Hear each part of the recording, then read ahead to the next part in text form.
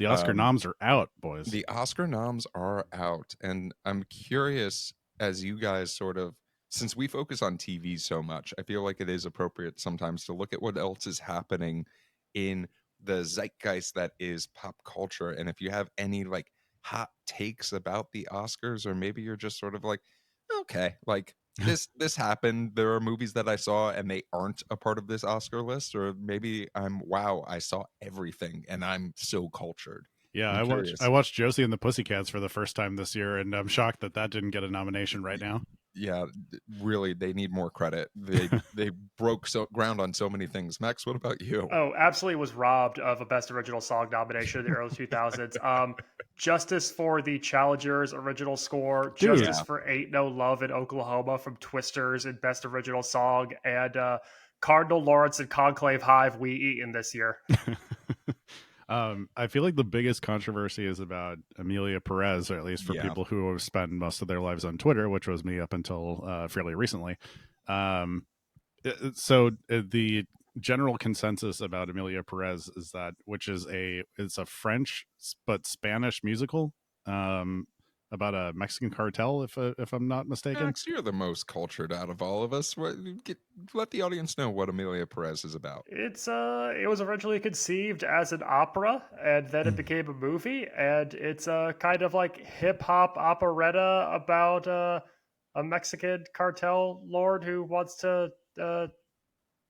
is trans and wants to escape the cartel and gets help from their lawyer, played by Zoe Saldana, and it cleaned up with all the European film festivals, and it's got some contention here in the States, but it is 13 nominations strong. It is the most Damn. nominated non-English speaking film in history. It was one nomination shy Whoa. of tying the record all time for Oscar nominations for a single film. Which It's definitely been a powerhouse this award season. What movie has 14?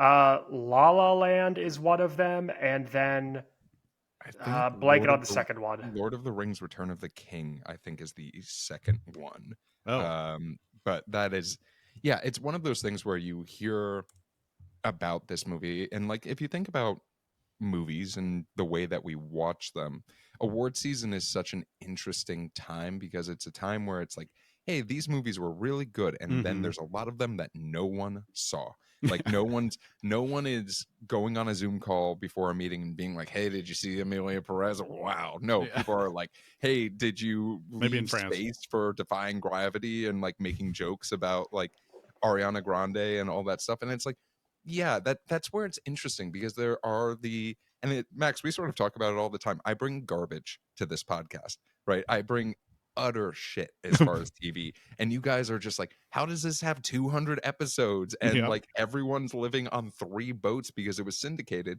And it's because there are people like me, and we make the majority, and then there are people like Max who, when I watched the Emmys with you, had a like nailed every single Emmy nomination and winner, and I'm just like, I watched The Bear and I thought that was pretty good. Like, Well, and Jeff, to your point, Number and for one the record, comedy. it's All About Eve, Titanic, and La La Land that tie the record with 14 uh, nominations. They Okay. did a rule this year, which is they only allowed dads to vote on the Oscar nominations, which is how a complete unknown, the Bob Dylan biopic, got 8. I mean, have any of us actually seen it yet? no, I have not, and I feel like I'm the closest because there's a lot of it that takes place in Minnesota. Like, No, there's only Sure. 2 ways to watch a complete unknown: either on an airplane or half asleep on the couch when it's on TNT in 2 years. yeah, I mean, will I watch the Oscars? 100%. I think that it is even boosted more so, and we've talked about this with Conan O'Brien hosting the Oscars this year. I think that is a slam dunk because there's a subset of people like us who are just like, yep, I want to see Conan O'Brien make The fun of last time celebrities. we let Conan host a major award show, he locked Bob Newhart in a cage. It's one of the best bits that's ever been done at an award show anyway. So let him. I want to see what he's capable of this time, because now he has even less of an outlet to be insane every day. I mean, The, just a podcast, you can only be crazy in an audio form.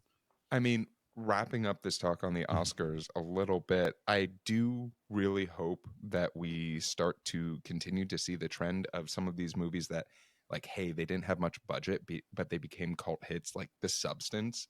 I hope The Substance gets a lot of talk. And if I was to hope for any movie to win, right, the Best Picture, if The Substance wins, I think that is the greatest victory in the world for the horror genre. Like, we can start having horror movies be Oscar winners. Even beyond horror specific, and yes, like genre pictures getting nominated in this many categories is a big achievement. It is such a specific singular vision. It was dropped by Universal. It didn't land at Neon or A24, who both passed on it, and it was released by Mubi.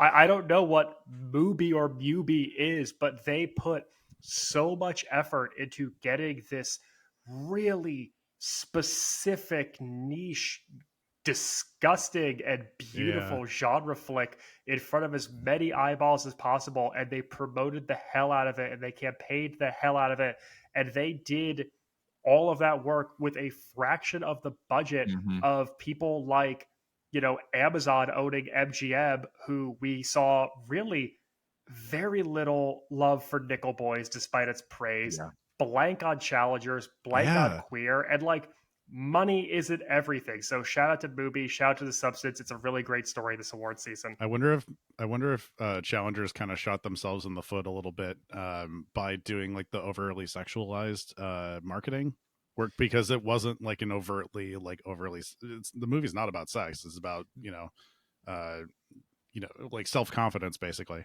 There's something to be said about timing of a release of a film Hmm. and allowing that to be part of the buzz of the movie going into the award season. And like, Challengers was one of those films that everyone was talking about at the beginning of That's 2024. right.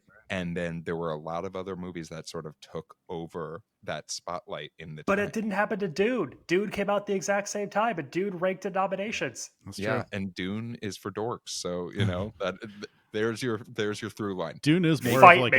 a Make things for dorks so that they'll talk about it in an annoying way. Hello, passengers, and welcome aboard the TV Pilot's License with service to Boston, Massachusetts, and the Cage and Fish Law Firm. We ask that you please fasten your headphones, secure your podcasting device, and remember that all of our bathrooms on this flight are unisex bathrooms. Just be polite and put the seat back down. Welcome to the TV Pilot's License. My name is Jeff Kurbis, joined by Rich Inman and Max Singer. How you boys doing today? I'm feeling good, Jeff. It's about to get Ally McReal. I've got some really Ally McZeal. Let's Ally McSeal the Ally McDeal. Rich, how are you, bud? good, but I got thrown off because I thought you said Cajun fish, and I was just here for some blackened catfish. You know what I mean? Oh, yeah, no, that does sound delicious, but unfortunately, Rich, while we won't be able to fix your appetite, we are going to be talking about Ally McBeal today, staying in the 90s and talking about a little bit of a revolutionary comedy when it came to the 90s. But before we do so, Max, do you mind telling folks what this podcast is all about? Here at TV Pilot's License, we break down and analyze the pilot episodes of some of TV's most famous, or in some cases, infamous shows. We learn more about how these shows came to be and were originally made, if they're effective pilot episodes and making us want to watch more and if they can be made today. Go back and stream our old episodes from wherever you listen to podcasts. Check us out on YouTube and for at least 90 more days TikTok to see our smiling faces. And if it is your first time flying with us, then welcome aboard. And Rich, what is your question of the week? It's important to have an expiration date on our social posts. That keeps people Yeah, exciting. it It makes builds these evergreen anticipation for sure.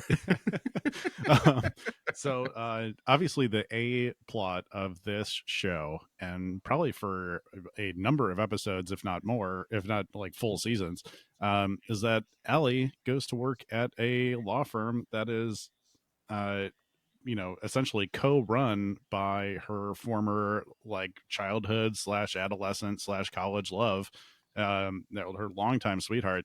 And I gotta know, like, if you were in Ally McBeal's shoes, would you stay at this new law firm, understanding that she is extremely capable? And why do you think you would stay or leave? So, Rich, I thought about this a decent amount, and I was thinking about if I was a lawyer, right? Because there is a certain sort of ethics that follows you if you're a lawyer, depending on what you practice. I And think I it's called The have to, Law. yeah, I have to say, I think I'd probably, depending on how much I make, stay. And that is a key phrase.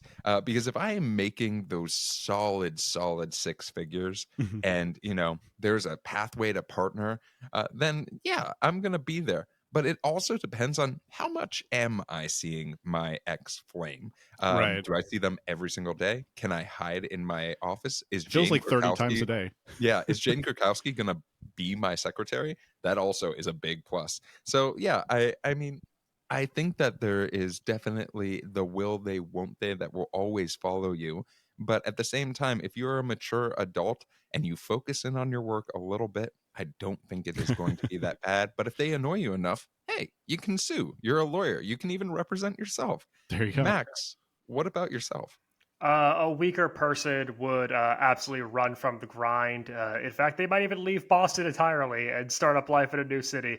But I don't think you could do that. I think that you need to, have some gumption, stick to your guns, and prove that you don't need that person in your life to be effective at what you do. You don't need them to define you, and you can be super successful, and then you can rub your success in their face. You can get petty as hell once you're winning cases.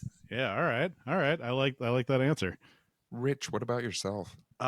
Personally, based on 1997 rules here, if we're going on how women in the workplace were seen in 1997, Ally McBeal seems exceptionally capable as a lawyer and clearly got a great job at another firm that did not work out very well.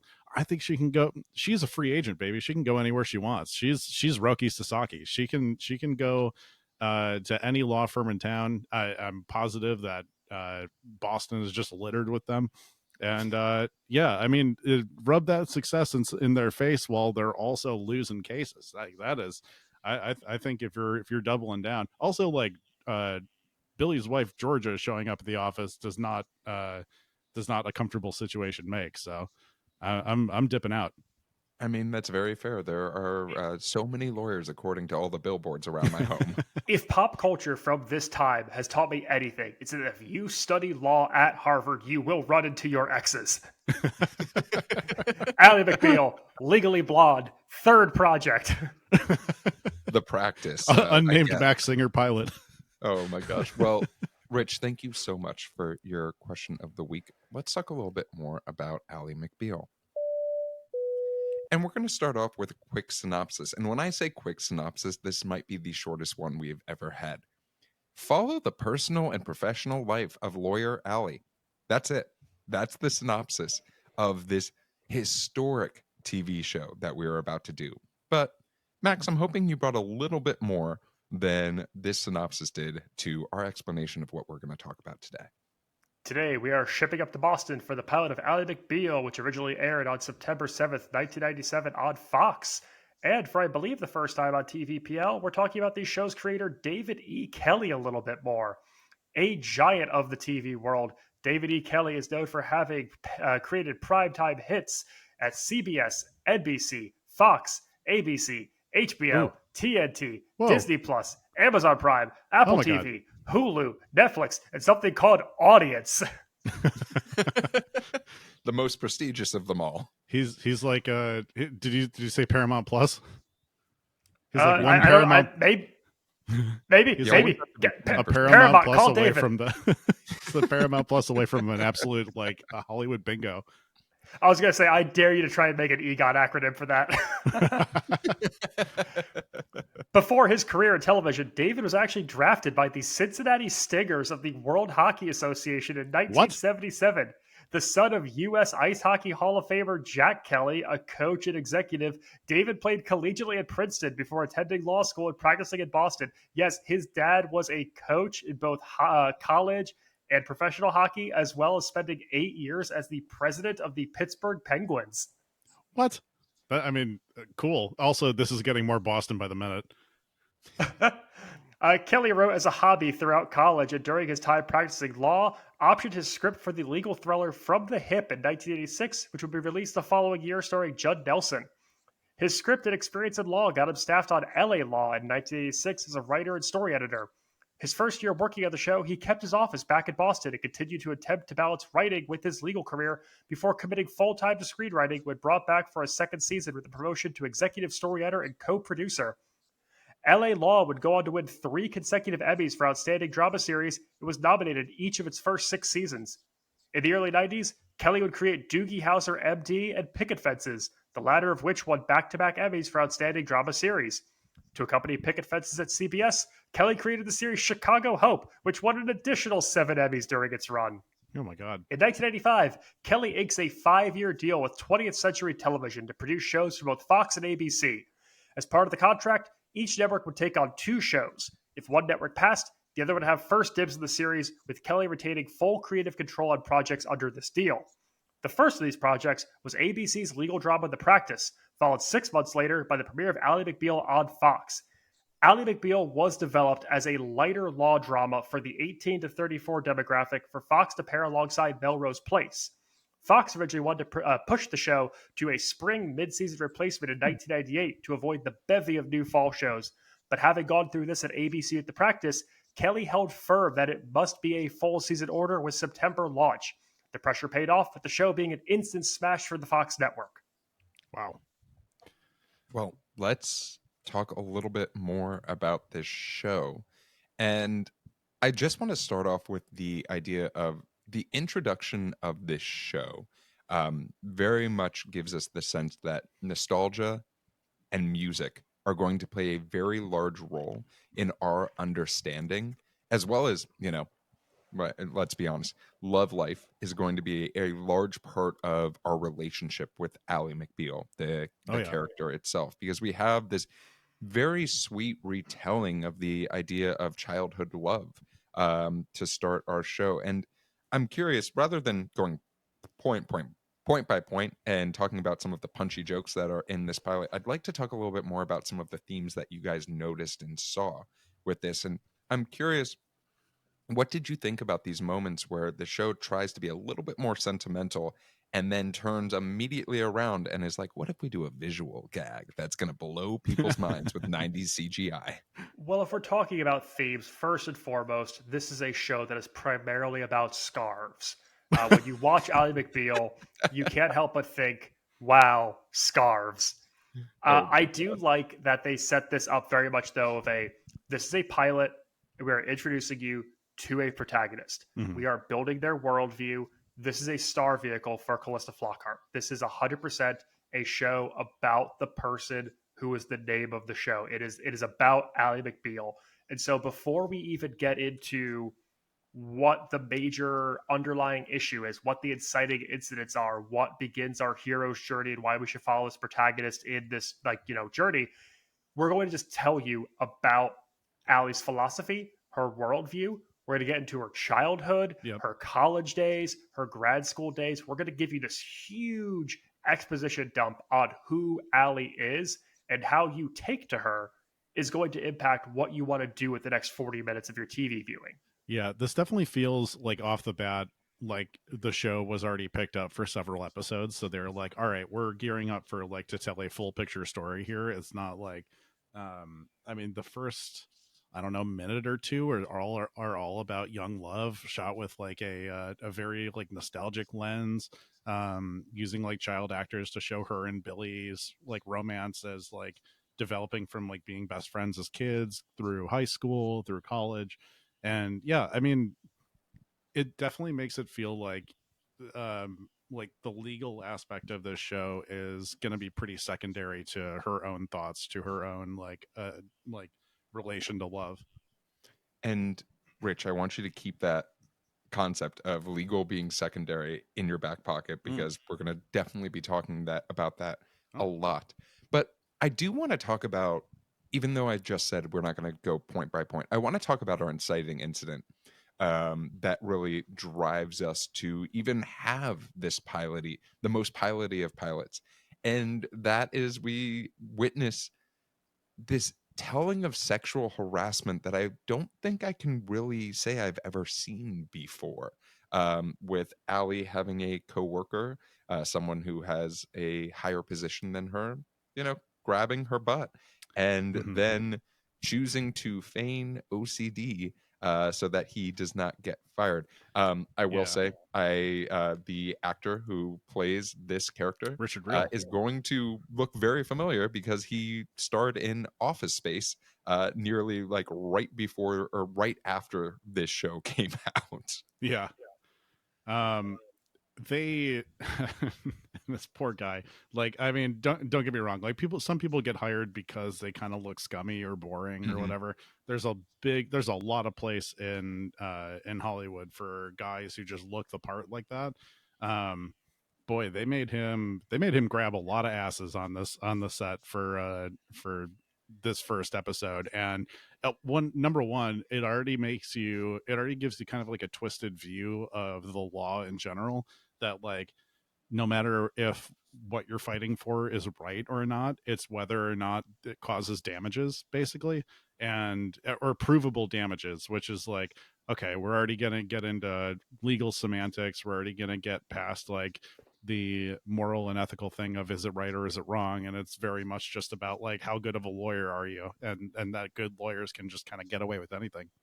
Max, I'm curious. Like, I feel like, and we were talking about this a little bit, that this show doesn't really dumb down the idea of a lawsuit. We've gotten fed a lot of TV, especially recently, that shows like you go into a courtroom and it's basically like legal theater kids, right? Where they Yeah, have these big speeches and like to be if fair, you give those are theater kids playing if lawyers. if you do a good enough job giving your big monologue, you're going to win your case. And it Hmm. feels like this is telling a little bit of a different story. And I'm curious from your perspective how you feel about that. I think there's a really interesting line that David E. Kelly, who wrote this pilot as well, has to toe between legal drama and we're pairing the show with the spin-off to Beverly Hills 90210 in Yeah. primetime. And there's a thing there where it's like you have to present your cases, your facts, your structure, but you have to do it in a way that I think is people first. That's what it always comes back down to. Um, the entire montage of Richard Reel then going around the office Hmm. harassing people is so over the top. It is. But I think that it is to it is to show rather than tell. It is to put out these big visuals, and that's what Ally McBeal does so well. Is it puts out big visuals. To your point of the like theater kids doing monologues to various degrees of effectiveness, if you watch David E. Kelly's most recent series, presu- uh, presumably Presumed is it what innocent. the I think with it's presumed. Jake Gyllenhaal at Apple Yeah. TV, and compare it to something like Juror Oh, Number Two that came out this fall as well. Um, it is such a difference in the way that the legal information is conveyed.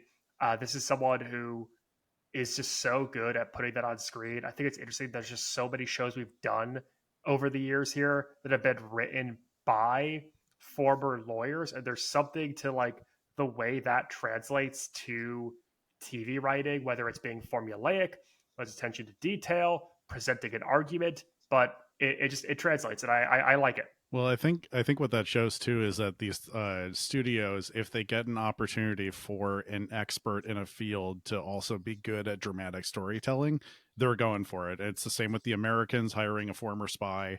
It is very much like if you can tell every one of those stories from personal experience, if you can translate the news of the day into like that particular context or anything like that, you're I mean is Dick Wolf like a lawyer or like a former lawyer or a former cop or anything like that?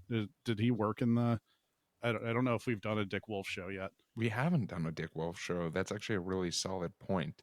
While one of you is researching that, I want to talk about another interesting thing that I think this show does, which is after Allie decides to quit this original law firm that actually goes unnamed in the beginning of this pilot, we get to experience her running into an old classmate by the name of Richard Fish, played by Greg German, who absolutely won.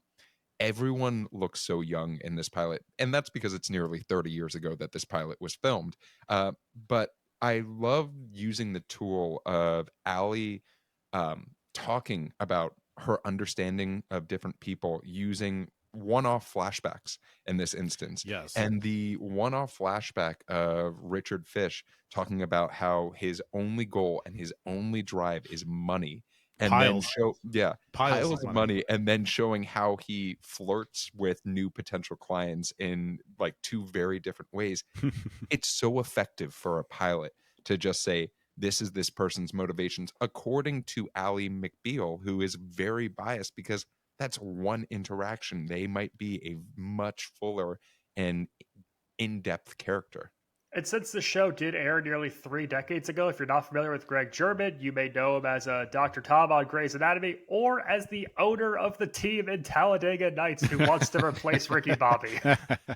and he does such a great job of like the lawyer walk and talk thing. That's just the smarmy office thing. And it is like, it is such a fine line to walk with a smarmy character, because you can really make him over the top or so like gross or anything like that. I feel like he does a good job of like, yeah, I'm gonna say stuff that you're not particularly thrilled with, but also this is about the money. Like you can come and go, but his priority is on the money. I mean, the other way that we see this, and this show is very much about Ally McBeal's perspective, right? It is literally called Ally McBeal. And Max, I'm curious from you, because in sort of a little bit of a revolutionary technique, this show relies on a lot of VO as well as CGI and these visual gags that they repeat in the rule of threes. I specifically am thinking of Jane Krakowski's head Yes. growing as she's bragging about things that she's doing, as well as a fun visual of Ally McBeal sitting in a seat that is very large in compared to the size of her body. How effective do you feel that is, and was it something that tickled you, Pink? I think that it had varying degrees of effectiveness for me because we see it played out a lot of different ways. We see it okay, so first we see it with camera angles. We see when, especially with Richard Fish talking to prospective clients, we use a lot of forced perspective and interesting camera lens techniques, very like Soundgarden Black Hole Sun kind of angles. That's an older reference to Ally McBeal. Why did I do that? Post grunge, baby. So we play with visual cues. We play a lot with like lighting too. There's a lot of like very bold colors in this show. There's like very very blue bathrooms, like very interesting colors with like cool overhead lighting to create these washed out color palettes. We get a lot of VO, like Jeff said, of rhetorical questions being answered in real time, and then there's the CGI, which sometimes feels a little bit odd to me, like seeing Yes. Jade Krasinski's head balloon in size while she's just having a conversation. Other times to extreme romantic effectiveness. I don't know if you guys have ever made love to someone in a giant novelty latte before, but Ally McBeal was the first ones to do that, to present the concept of making love in a giant latte in a dream sequence. and this is an interesting, like I had a separate thing in my notes just for style choices of like these animations, these like weird cutaways, these kind of absurdist cutaways. Did it feel a little bit like adult Lizzie McGuire, that there was also Yes, just that this is a like secondary? that Yeah. is a great comparison, because there's one specific visual that is given of like, I think it's super interesting that this pilot chose to be like, Allie's a really good lawyer, but she's like everyone else in that she has invasive thoughts that sort of like run around in her head. And one of them was the what I can only call, and it is written in my notes as, I do wish my breasts were bigger as well. And then we have this ridiculous like ballooning situation that goes on. And I'm just like, yeah, I don't think that is something that I would say I would normally have our wit or expert or our person that we're Yeah. supposed to believe is good at their job thinking. But at the same time, it makes the human and the protagonist a little bit more relatable than just amazing lawyer. But you're right. It's the thing of this show is about Ally McBeal. it is her first. It is her personality first. It's the law second. So her having intrusive thoughts, being this highly successful, young, accomplished individual who could still feel like I'm not enough in some regards.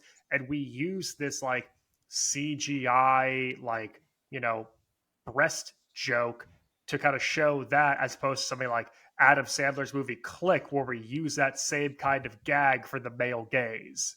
Yeah. And yeah, it just feels it feels very 90s. It feels very experimentally 90s. It also felt a little bit like, and I know we're a full year before this, but it felt very Sex in the City ish. Like I feel like this almost inspired a little bit of the Sex in the City like style choice. Not Yeah, necessarily like the cartoonification of it, but just like internal thought. There's a lot of shows that you could name that you could say after sure. watching this pilot, like, oh, that feels a little Ally McBeal looking back on Right, it. right. So I do want to talk about.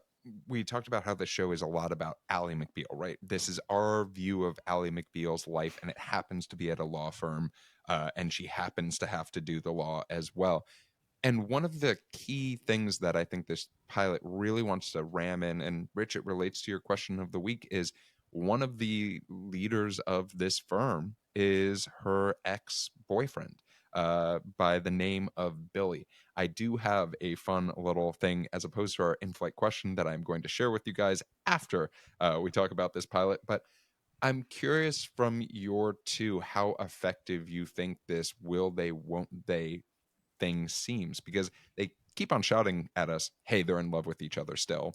Billy Uh just got married because he lived in Michigan, and Allie lived in Boston. But do you think there's believability behind this? And what do you think of Billy himself? they made Billy a little too like 90s boyish looking for the character he's supposed to be. And don't get me wrong, like they have the makeup department for the show has done like a pretty C- job of illustrating ages, or like because there are scenes of when Ally McBeal's in college where she looks older than the current character. Yeah. So Oh, the it's very When Harry Met Sally. It's yeah. very When Harry Met Sally. 100%. Yeah. And like, I get that we hadn't figured out like aging down like makeup or CGI or anything like that in 1997. However, like, yeah, I mean, uh, let's definitely deep dive on this specific plot line alone, because it takes up, I would say, 90% of the Yeah, pilot. it's a Um, solid part, and the things that happen because of their relationship also take up a large yes. amount of this pilot as well. Yeah, and it feels like they almost resolve it by the end, but essentially Billy's Billy's wife Georgia shows up at the office while they're kind of hashing things out a little bit, kind of reminiscing over their, past romances and stuff like that. And then Georgia does a completely insane move by showing up at Allie's house, um, and completely unwelcomed, like completely like out of left field. It felt like a very TV move to do. Hmm. But they also kind of established that Georgia might be like a little, I mean, distrustful leading to crazy. Um, and yeah, I mean, I don't necessarily believe through the acting choices that Billy and Allie are technically still in love. It just like feels like too much time has passed, but they don't really name how much time has passed. Max, I'm curious from your perspective, what do you think of this relationship with Billy and Allie? I mean, I don't ship them. Like Sure. I Yeah, don't that's go a great into way to this put it. I don't go into this pilot like my takeaway is not I hope that Allie and Billy get back together and have It's not Mulder a and Scully. sweet, yeah, I don't want them to have like a sweet love affair. I want this to be let sleeping dogs lie and move forward. I think what this show really tries to accomplish, it's about a lot of really successful people learning how to be successful at being people, if Mm-hmm. that makes sense. Yeah. Like they're all career minded. Georgia is also a very successful lawyer, but she harbors fear and resentment for this other woman from her husband's past. Allie struggles to get over an on and off again childhood boyfriend who transferred schools when they were studying law. And like everyone's learning how to come of age and like how to be the best version of themselves, but I'm not invested in them as lovers. It's interesting that you bring that up of you're not shipping them, because there's a lot of other relationships in the show that I am shipping, right? I am shipping Richard and Elaine. I'm shipping more Renee, Allie's friend, with Allie than I am Allie with her former boyfriend, or Billy with his wife, Georgia. Like Right. there's interesting, if it is a lot of telling me that people are interested in each other and telling me that people are still in love with each other, rather than showing me, wow, you know what? Those two people are going to just like straight up fuck in that unisex bathroom. Jane Krakowski as Elaine, her graze past Richard, where Oh she boy. chooses to pass by him in the door frame, but first, Yep. is a bold move in a public workplace. They also make Jane Krakowski look like Marilyn Monroe in this TV show, and it is like stunning. It's really, Is this her like first role off of Broadway, basically? yeah, this is one of her first. It's really funny because I'm rewatching all of Modern Family right now, Hmm. and Jane Krakowski is in Modern Family Oh, I didn't know that. in the later seasons, and literally watched an episode where she was in it, and then I forgot she was in Ally McBeal, and I was like, oh my god, like she looks nearly the same, and it is off-putting, like how This is the second week in a row where we have dealt with a sitcom pilot from the 90s where one of the leads goes on to star in the Flintstones and Viva Rock Vegas. Wait, is Jane Krakowski in Viva Rock Vegas? Jane Krakowski plays Betty in Viva Rock Vegas. Kristen Johnson last week plays Wilma. Rich, we're both watching The Traitors where Alan Cumming plays Gazoom. Oh yeah. oh my god, You better believe it. Is the Flintstones in Viva Rock Vegas the seminal piece of pop culture from the 2000s? Everything pivots around Viva Rock Vegas. find out in our new podcast, In Flight Movie, coming to a podcast network near you. But I do want to talk about the ending of this pilot, because one of the most critical things, and we talk about this a lot, if you don't nail the ending of your pilot, then why are people tuning in the next week? What is giving them that, oh, you know what, I want to watch more of this. I want to see what happens with Allie, or I want to see what happens on this other TV show. And this pilot seems to end in a lot of resolution, and not so much of a, hey, you know what, this is that thread that hasn't been tied together. This is the knot that we still have to, solve. And I'm curious from you two, does this pilot successfully lead to you being interested in more of this pilot? This isn't me asking my final two questions. Sure. This is more me asking from a pilot writing perspective. What do you guys think about the ending of this show? I definitely like the moment where they trick Richard Reel's character into essentially admitting on tape that he made up his OCD. Yeah. That was really like, that for me felt like a good resolution point where it's like, oh, this law firm is going to play a little bit dirty, but it's against people who played dirty first, and it's going to be for the benefit of Allie. Like they're going to solve things in a way that is not necessarily by the books, but they're still going to get the job done, and they're still going to have her back, which felt more compelling for me to like want her still in that firm. Max, what about yourself? Yeah, if this show is first and foremost about Ally McBeal, we create almost an all is lost moment for her, which I don't think we see in a lot of sitcom or like comedy pilots. Granted, this is more of like a dramedy, because like we have her deposition go poorly in this sexual harassment case. We, emotions get the best of her and create a situation where like that can be used against her. We do this bait and switch with Richard Reel's character where you think that, her law firm's essentially abandoning her in her quest for justice. And then we flip the switch really quickly and we reinstall her faith. We show how, both Billy and Richard, good Richard, not Richard Reel, I don't know why we don't just call him by his character's name. I But keep we're gonna forgetting keep his character's name. Billings? It's Jack Billings. I don't want to say Jack Billings. I want to say Richard Reel. Damn it. But like we do all of these switches, we do all of these resolutions with Allie. I think it is effective in making you want to focus on this world more. And for myself, I think that one of the things that the end of this episode leaves me with is we are in a very interesting situation. And this might have been intentional, this might have been extremely unintentional, where we leave Allie almost as a oh, geez, why did I just forget what the term is called? An unreliable narrator. Hmm. And it is in this Richard Fish situation where we see Richard come in and we as the audience are expecting him to be a scumbag because of only what Allie has told us, just to find out that, hey, you know what?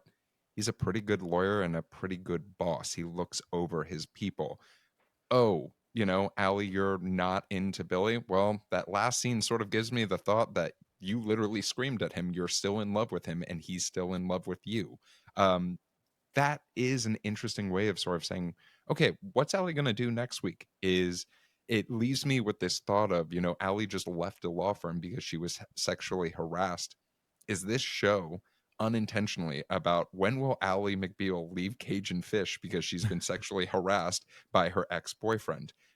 Which I'm not saying that as a stab at this show. I'm saying that more as it is one of the questions that I have in the back of my mind, is that's how we were introduced to this character Right. originally. So that is this pilot. I'd love to hear from the two of you about things that you loved about this pilot, things that you want to give a little bit more shine. I personally, I mean, we'll go right back to old Dickie Fish. Richard Fish is I think a terrific character that I think would have been over the top if they put him in an environment like Suits, where his misogyny and his just like, I don't know, kind of brash attitude would just go a little crazy. I think they did a really good job of creating this unisex bathroom thing as like kind of the only private meeting place in the whole office. I thought that was like such an interesting choice that the writing team made to or David E. Kelly specifically made to have all these characters converge and like in a place that's private, because obviously you can have that be a meeting room or Allie's office or whatever the hell. But yeah, I think the center point of the bathroom, and also the way that that Greg German handles the character of Richard Fish is like I think pretty exceptional, and could have easily gone a little too cartoonish had he not reeled it Fish reeled himself in. Max, what about yourself? We started with scarves. We ended with scarves. This is a show entirely about neck scarves. I want to give a shout out to Vonda Shepard's "Searching My Soul," the '90s ass rock intro of this show. It is such a banger, and I love it. There's basically a music video for it. It's a delightful opening sequence, and then this is a point that actually my wife brought up in talking about this pilot, which is that they cover a lot of different types of law in this pilot. Like a lot of the They cases they do. handle is interesting. And something I think is fascinating in terms of like pilot building is we show Richard Fish basically willing to do anything and say anything to land clients, like someone who definitely manipulates and over promises to Mm-hmm. get people on retainer at this firm. And I think it also effectively says that we're not going to be pigeonholed into doing one type of storyline or one type of law here. And essentially, it's like, hey, yeah, Richard will just do anything he can to get a case. So any cases we present for the entire run of the show are fair game. Like, we don't have to think only in terms of one type of legal practice. We could do whatever we want. And it just makes sense because that's what Richard does. Yeah, it like within the episode, they are talking tax law, they're talking sexual harassment torts, they're talking First Amendment law, like constitutional law. They're all over the map. And it's I think one of the benefits, and we talked about Dean E. Kelly's background in law, having someone who actually truly understands the plight and a journey of a lawyer, and like being in legal review, having published cases, all that sort of stuff. It's something we haven't seen before, and it does give the show the ability to talk about a lot of stuff, even though law is secondary to the plot. Max, I'm really glad you brought up Vonda Shepard, who actually appears in this pilot. And it's one of those things where like people don't really talk about Boston having a big jazz scene and a big singing scene, but they do. And that was awesome to see that as part of this. I want to give a little bit of shine to Lisa Nicole Carson, who plays Renee, who I thought was a really nice breath of fresh air in this pilot, as that best friend, as that character that we can sort of count on, who just, I don't know if they have any legal background based off of the pilot and the pilot alone, but they definitely give us more context to Allie as a person and what motivates and drives Allie. And that's important. You need to have people outside of work who can give us context to life outside of work in balance. I want to talk a little bit about wait a minute moments, things that caused you pause. And Max, you're shaking your head yes for our the audience who isn't watching us on YouTube. So I want to know what is on your mind. We've been doing the show for over 2 years. One day I'll learn that it's not a visual medium. It's a theater of the mind, Max. We watch us on YouTube. We touched on this in a complimentary way, and my wait a minute this week is not an attack on Ally McBeal, but it's a phenomenon in pop culture across the board, in TV, in movies, in music, in fashion, in everything, where when something is really unique and singular and catches on, you then start to see a lot of repetition and a lot of things try to copy that aesthetic or copy that sound, some successfully, but a lot with diminishing results. And in turn, it can affect the original thing that felt so inventive in the first place. Oh, it becomes self-referential. It can make you, in some cases, appreciate how good that original thing is, but it can also make you feel like it's on, treaded ground, even if you're seeing it for the first time. Right. The 2001 Space Odyssey phenomenon. In this show, we see CGI bra inflation, Jake Krakowski's head swell like a balloon, twisted, bizarre camera angles, self-referential and rhetorical question answers in one's mind to things in real time, sex inside of a giant latte, the weird dancing twins, the quiver of arrows being unloaded into Allie, the score to Psycho premiering when the ex-boyfriend's now wife appears at her door. And I couldn't help but think how many times in 28 years since this pilot aired, I have seen these things in other TV shows.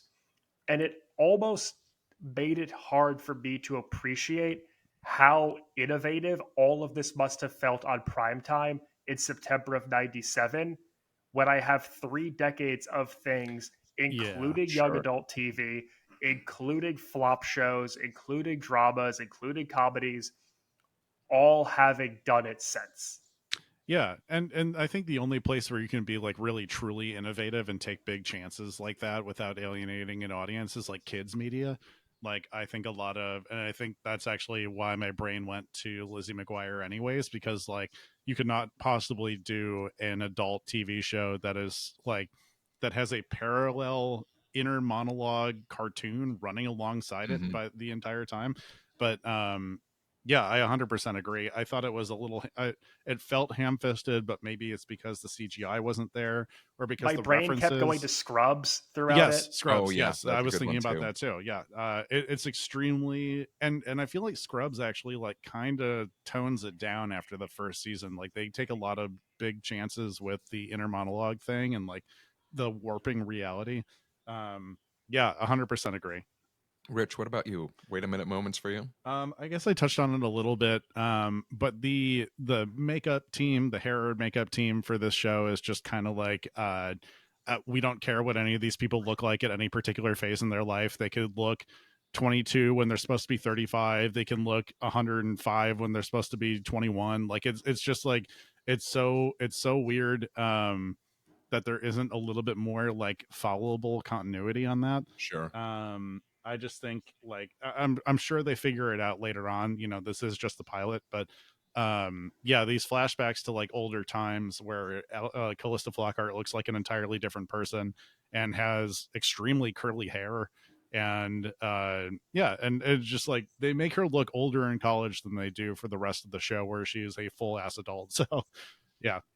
Yeah, and for myself, I think that one thing that bothers me is I want to root for my main character. I want to root for my protagonist. For I your want girl, them to for Ally McDeal. I want them to show opportunities where they are, hey, we talk about it all the time. I want to see you be good at your job so I know you're good at your job, right? If the law is going to be a secondary part of it, Hmm. why do we keep on harping of, oh, I'm not confident unless I'm in a courtroom?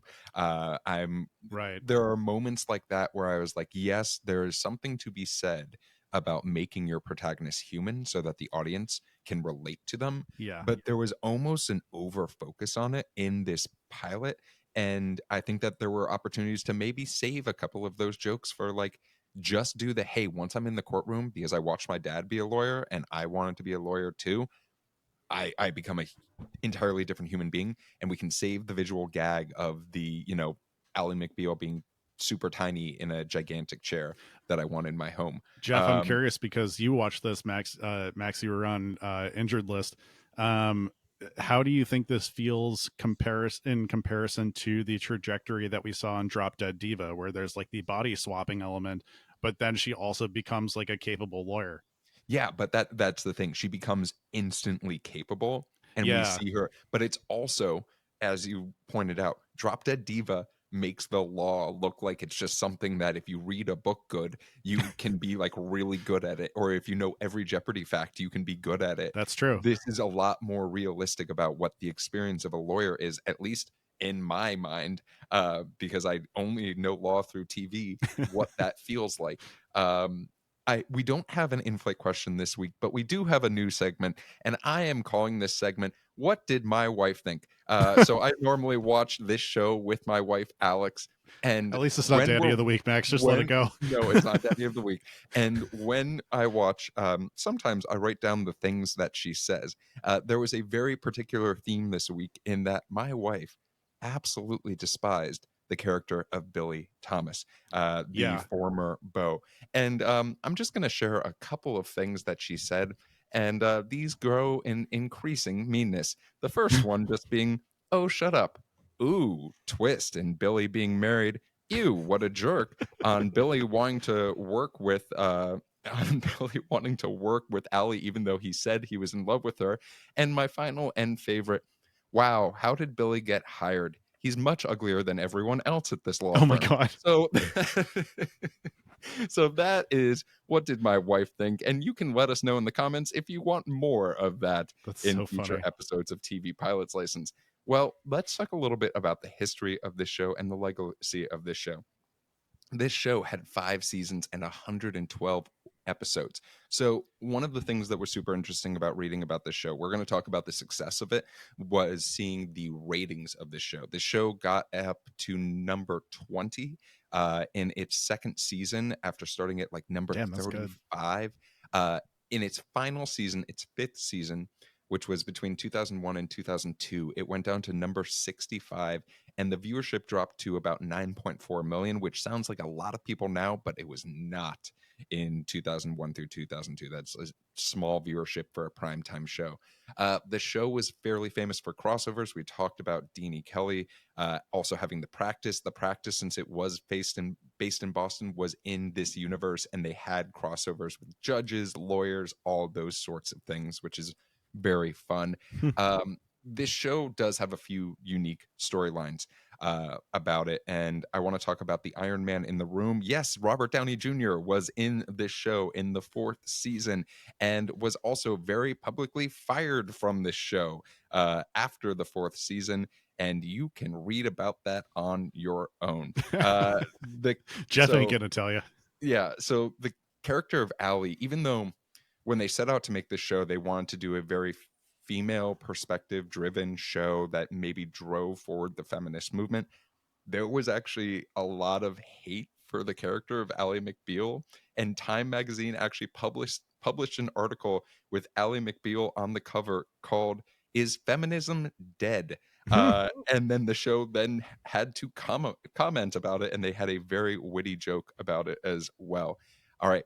Now, I told you guys I was really excited to talk about the history of the show.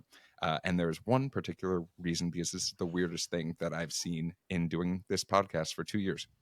In 1999, after the show came off of one of its most popular seasons, Fox decided, how do we get more Oh Ally no.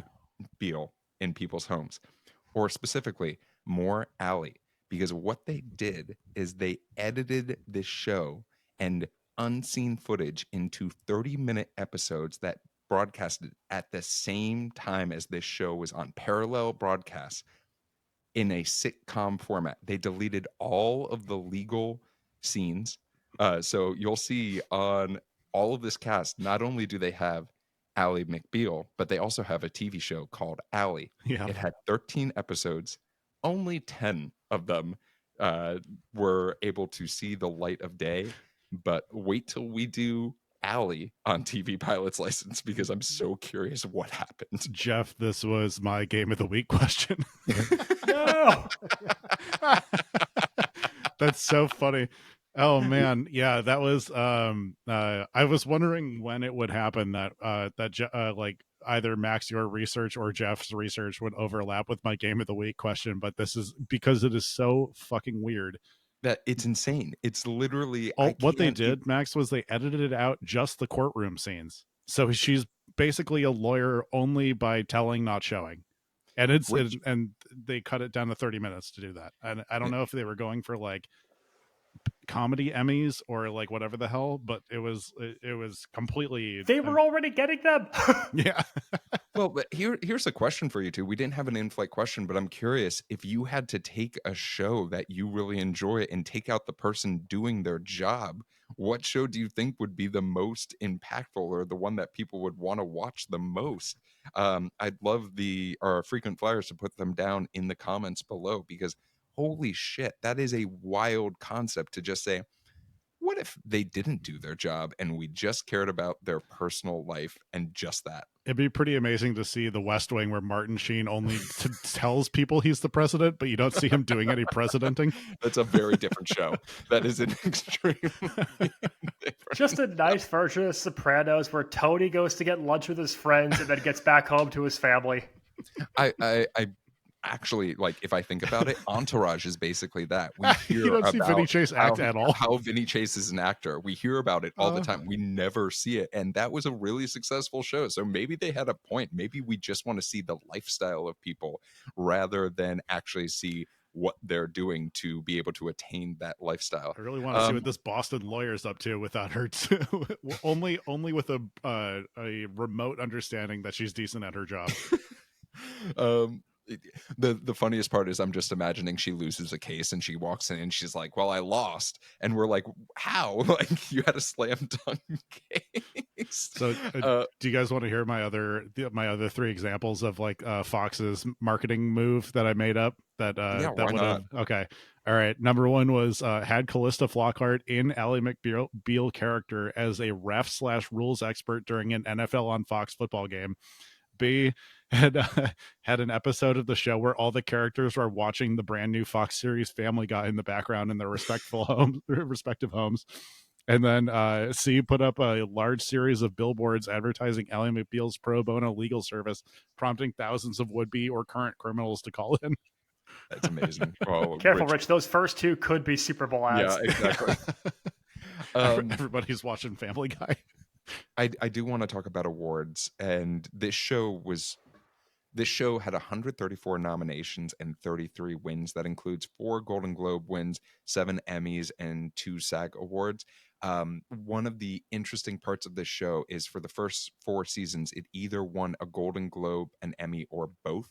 The Wow. 5th season, being its last one, it did not win either, which is a super interesting, thing to take away. Is the show had quality. It was good at least one thing every single season that it was on, other than the 5th season. Yes, you can find this show on DVD if you want to watch it after listening to us or watch it before. I don't know how you got this far. If you wanted to watch it before listening to us, you can find it on Hulu. And then one final note, this show, there were rumors in 2022 that this show was going to actually be rebooted. Of course. Flockhart was going to reprise her role and also be an executive producer. And Karen Gist was going to actually lead the project itself. She's known for Mixed-ish, House of Lies, and Revenge. So we'll see what happens, and stay tuned, McBeal heads. But that is the history of the show. And gentlemen, as our flight comes to a land, I think that's a really nice segue into my two questions for you. And the first is based off of the pilot. And the pilot alone, would you watch more Ally McBeal? And the second one is, it seems like there is interest for this sort of story to be retold, maybe with a new lens. The reboot was going to be about a young Black woman out of law school. So a different angle. But do you think, and Max, this sort of goes on your theme of, we've heard this story or we've seen this type of storytelling a lot. Is there room for this in television today? Or maybe are we looking for different types of storytelling? And Rich, I'm going to go to you first. Personally, I actually would give this a little bit more of a try. I know it is very much still of the time. It's taking chances that are of the time in the same way that like moonlighting takes chances that are of the time. Um, I want to see more of her being good at her job. I want to see more legal elements of the show. Because I think the will they won't they with Billy is not particularly exciting enough for me to draw me in. But then I if they're yeah, I guess rebooting a legal franchise is like a I don't know, that feels very not major risk taking. Like there's just so many legal procedurals out there that they could have just like come up with a new one, thrown Callista Flockhart in there, Mrs. Harrison Ford, and I don't know. I've been pretty anti reboot the entire time anytime Yeah. we've asked this question. So I'm like, yeah, that is like a absolute softball of an idea at a network to reboot a formerly like I don't know strong legal procedural. What do you think, Max? Yeah, I was on the fence for this one because of that feeling of like, have I seen all of these tricks since? Right. But I really like the character of Ally McBeal. I really like Richard Fish. I really like Jane Krakowski as Elaine, and I'm intrigued to see what this show does once it really finds its legs and develops its world because it's a sharp script. I mean, David E. Kelly knows how to write TV. He's done it successfully for going on 40 years now, is still doing it. We don't need a reboot because I don't think that the tricks of Ally McBeal translate to 2025 anymore. Plus, David E. Kelly's already writing enough law shows with The Lincoln Lawyer at Netflix and Presumed Innocent at Apple TV. He doesn't have time to write any more fake court cases for you people. Um, Ally McBeal is the first hour-long winner for Outstanding Emmy for a comedy series. It's a feat that won't be accomplished again until 2018 with Maisel. It is trailblazing, it is groundbreaking, but it can also just exist as this piece of media from the 90s. And I'm happy to explore that. Yeah. Yeah. For myself, if I was just going off of the pilot and the pilot alone, right? And let's say I didn't know any history of this show, Yeah. I would very much put this as a maybe. But It's week knowing the 2 in 1997. yeah, A 6-year-old Jeff is deciding what to watch. but knowing this show goes on to have the legacy that it has, right? We during the 2024 Emmys, they brought out Calissa Flockhart and the In a unisex cage next to Bob in Newhart. in the in the unisex bathroom. And it was like the entire audience like lost their minds and stuff like that. And I was just like, I'm thinking back to there's a reason why. There's a reason why this show was named one of the new classic television shows in recent years. And I am curious. I want to see what is the why? What is the why behind people watching a ton of this? Am I going to binge this? Absolutely not. That is not the type of show this is. As far as this show being rebooted, there is something to keeping a legacy as is, right? There have been some shows that we've talked about that have been rebooted and they've gone on to great success for a new generation, and that's awesome. but there's something to be said of leaving this as a pillar of it was inspiration for a lot of people, sort of like how we've talked about moonlighting being an inspiration for a lot of people, or Mhm. WKRP in Cincinnati, or news radio. That's okay. That is a great legacy to live, and allow it to inspire the next great television show that someone might want to write. I just need to get to the dancing baby episode. Yes, I agree. We I just need to get to the wait, CGI dancing wait a baby, minute and then moment. I can rest. Wait a minute moment. Not enough dancing babies. Well, gentlemen, that is our flight. But before we go, I want to make sure that folks can find you wherever they are. Max, where can folks find you? Waiter, there's two people having sex in my latte. God damn it. And you can find me on God all damn things it. social media at Maxwell Singh. Rich, where can folks find you? You can find me being an ally McBeal on Instagram at Damn That's Rich. You can find original sketch comedy from Max and myself at Dadwagon Comedy on Instagram, because we don't know if the other one's going away or not. And you can find me trying to practice law like I've seen in other TV shows, not Ally McBeal. I'll give my best theater kid monologue, and you'll see I'll win every case. But if you're looking for me on social media, you can find me at Run Jeff Run. If you're looking for the TV Pilot's License, you can find us on all social media platforms, as well as anywhere you listen to podcasts, and see our smiling faces on YouTube. If you have a question for the show or for our next episode, you can submit those at tvpilotslicense.com, or shoot us a call and leave us a voicemail at 213-290-1713. Make sure to watch out for our sneak previews of some of the stuff that we have coming up, including some very special guests over the next few weeks. So make sure to subscribe wherever you're listening. But with the plane landed and the seatbelt sign off, we look forward to flying the bright skies of the TV world with you again soon. And until then, keep on legaling.